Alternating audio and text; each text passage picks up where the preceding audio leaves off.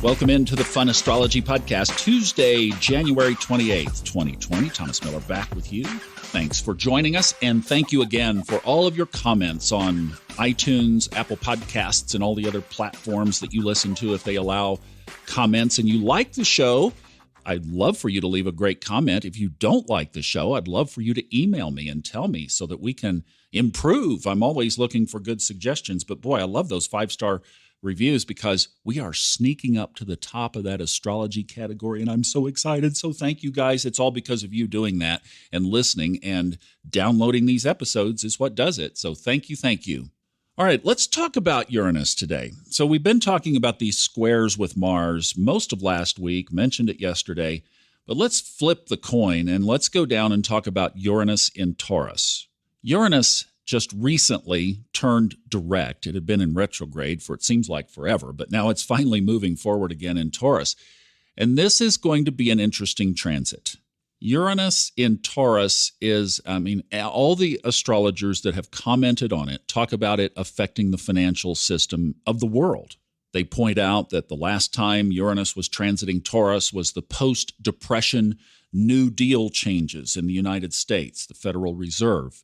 Just a transformation of the financial system to say we're not ever going to put ourselves in that position again. At least that was the stated objective. So in other words, a shakeup, Uranus, of the financial system, Taurus, ruled by Venus. And everybody points out, obviously, what happens on the macro happens on the micro. So it could be personal shakeups of financial situations, improvements, or taking out structures that don't work, or just some good old fun Uranian surprises.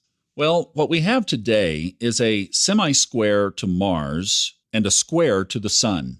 Now, I just subtly use social media. I don't do a lot myself on social media. Where I do focus is the Subconscious Mind Mastery Facebook listeners group. So if you are not a member over there and you would like to, I do post astrology stuff over there frequently. But that's kind of where I put my focus on Facebook and Twitter and whatnot. The rest of them I just use to read what others are doing and saying. And I use it subtly as a barometer, knowing what the transits are, to see how they're affecting people. And I've been seeing and also actually personally experiencing, even up here in the mountains, you can't hide, that some of this Uranus square the Sun, square sesquisquare Mars has been having an impact.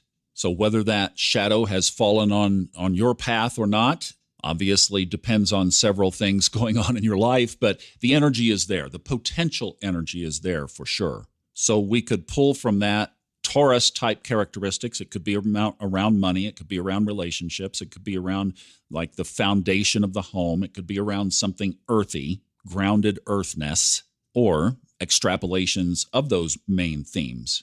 And maybe just some sharp energy feeling, if you've been feeling tense or you've been feeling sharp energy coming from out there, that could be part of this for sure. My antidote is to do some extra Kundalini yoga. Because why do I use that yoga? Because it focuses on your core, number one, and your spine, number two, and it moves your energy up the spine. It moves it also up into your head.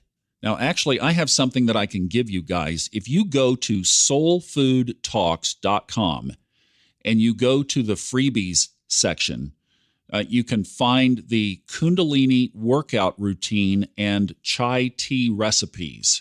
And also, I have a Spotify playlist that I created that you can use when you're doing your workout. So this gives you all the exercises really that you could possibly use.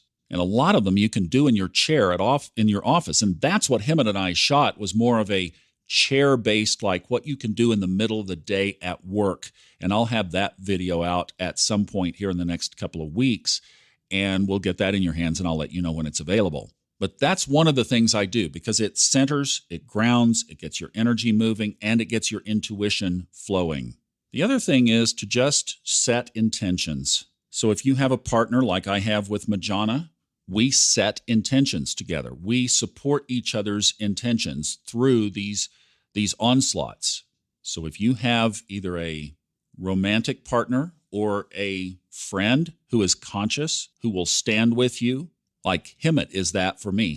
We breathe the same air, and I can let him know that I need him to stand with me in this particular area, and he's right there. So between he and Majana, I mean, that's double coverage. That's awesome, right? So find those kinds of people.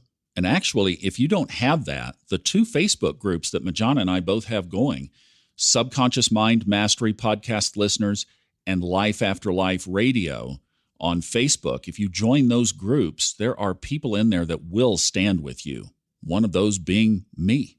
And then I get out my journal, because there's just something about writing that I think not only puts it into the universe in a certain way, but it puts it into your consciousness or your subconscious in a certain way as well. So those are kind of the tricks of the trade that I use to get through these little spiky periods like we're having right now. I hope that helps. I'm going to go ski one more day. You have a great Tuesday too, and I will see you tomorrow for Hump Day.